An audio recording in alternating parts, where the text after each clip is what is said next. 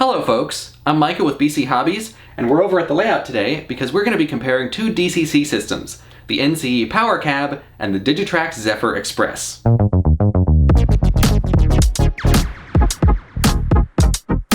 Now, a couple of years ago, when I reviewed the Powercab for the first time, I liked it so much that I actually bought one. Now, at the time, the Powercab was clearly the better option compared to the competing Digitrax Zephyr. However, since then, Digitrax has released a new system, the Zephyr Express, which addresses a lot of the complaints people had about the old Zephyr. So today, we're going to find out whether I want to keep my Powercab or if I want to get a Zephyr Express instead. The Powercab costs $270 Canadian, while the Zephyr Express is $340. Besides the price, the most obvious difference is that the Powercab uses a handheld control unit, while the Zephyr is laid out more like a traditional DC transformer with a knob and a direction switch. On the Zephyr, you have a knob to control your speed, and a forward, reverse, and brake switch. To select a locomotive, you push the little, vaguely locomotive-shaped button up here, put in the address, in this case it's just 7, and press the locomotive button again. And then, you can simply put it forward, ease up on the throttle, and away you go. Put it in reverse. There you go. And if you leave the throttle open and then switch this to brake, it will brake, but you'll get the momentum effect, however much momentum is programmed into the decoder. The process on the Powercab is also quite simple. You simply press select loco, put in the number, enter, and now it's selected. So now if we want to turn the headlight on, we can use the 0 button, or we can also use the headlight button up here, which does exactly the same thing as the function 0 button. There are two ways to run a locomotive with the Powercab. You can use the increase or decrease speed buttons. The ones on this side do 1 speed step at a time, the ones on this side do 10. Or you can use the scroll wheel and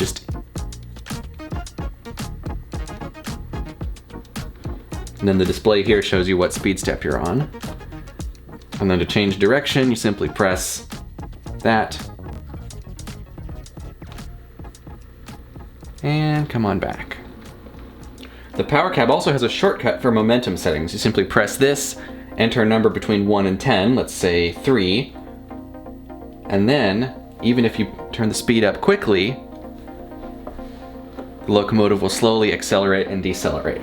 What this button actually does is just reprogram the two CVs on the decoder that control acceleration and deceleration rates. So while the Zephyr doesn't have the momentum button, you can still adjust the momentum quite easily by just programming those two CVs directly. Having some momentum programmed in is especially useful if you don't want to use the scroll wheel, because then you can just use the increase fast button to put it to whatever speed you want it to, let's say 40, and then the locomotive will slowly accelerate to that speed on its own.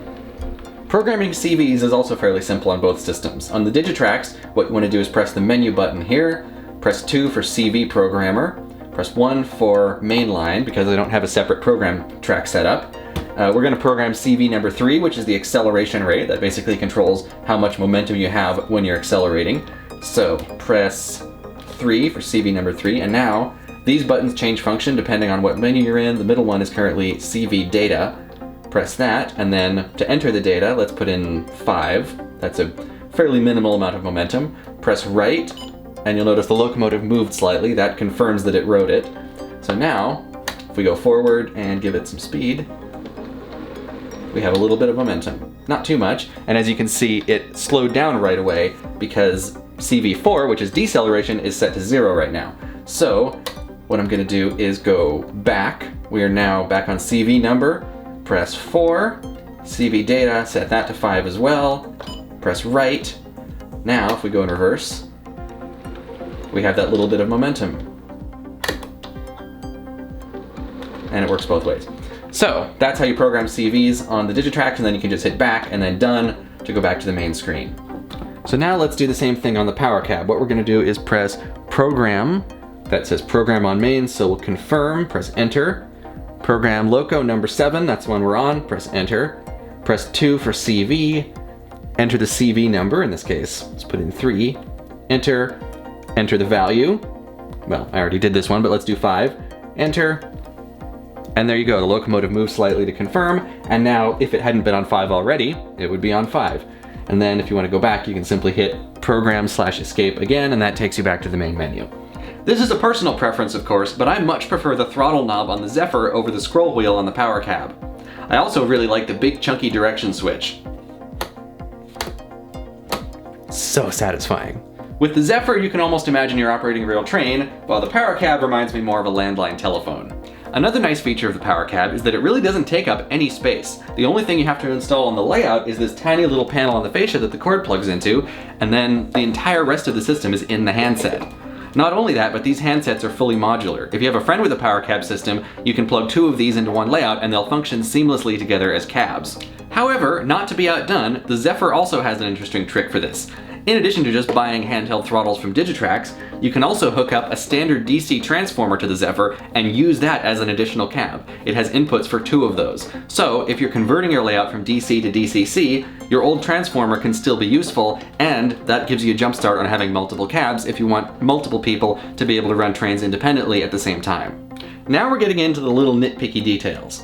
One thing the Powercab has that the Digitrax system doesn't is these 3 buttons. Now, these are essentially redundant. All it is the headlight is basically the same thing as function 0. The bell is basically the same thing as function 1. It just toggles the bell on and off on sound-equipped locomotives.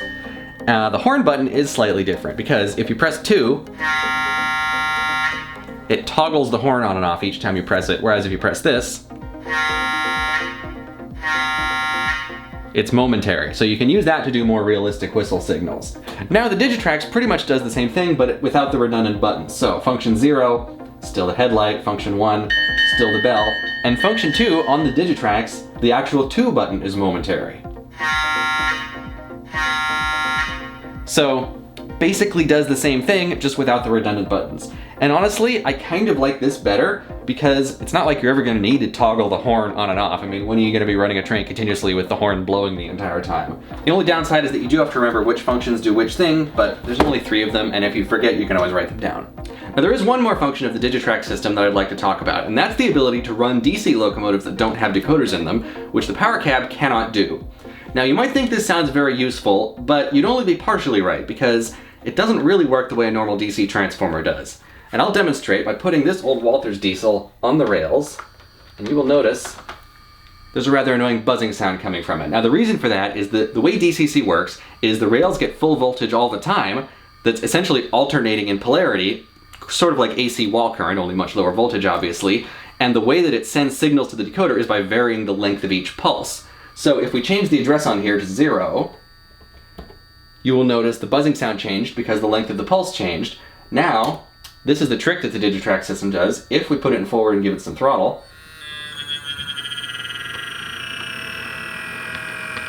it uses those pulses to essentially force the motor to go at the speed that it wants it to go at, and with that, you actually have pretty good smooth low-speed control with this. The downside, of course, is that it is rather hard on the motor because there's full voltage going through it all the time, even when it's not moving, which means that it's essentially under full load all the time. Now, with a lot of small motors, like N-scale locomotives with coreless motors, that will burn out the motor pretty quickly, so you want to be very cautious about what you use this with.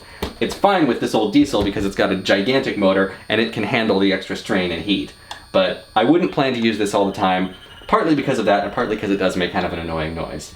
So what have we learned today? Well, as much as I've picked apart both of these systems, frankly, they're both really good systems and they would both be a perfect starting point for a DCC-equipped layout. I think the Powercab would make more sense if you want to follow your train around the layout or if you need to change momentum settings frequently. But on the other hand, if you want a centralized control panel and prefer physical controls as I do, the Zephyr Express might be just the ticket. The biggest deciding factor is what your modeling friends use so that you can share advice and supplies and avoid brand loyalty arguments. And now it's time to address the question that I posed at the beginning of the video. After testing both systems thoroughly, am I going to keep my Powercab or am I going to switch to Digitrax? Well, I've given it some thought and I'm going to switch. I'm going to sell my Powercab and get a Zephyr Express. I really like it that much more. While this Powercab has served me very well for the past couple of years, the Zephyr's control layout and everything just fits better with the way that I like to operate trains. Now, I still like the Powercab very much. I would never steer anyone away from buying one. It's a great system. But I think Digitrax has really stepped up their game with the Zephyr Express, and I'm really impressed with what they've accomplished. To get your Powercab or Zephyr Express, visit us at BC Hobbies or shop online at bchobbies.com. If you'd like to see more videos like this, please subscribe to the channel. I'm Michael, and I will see you next time.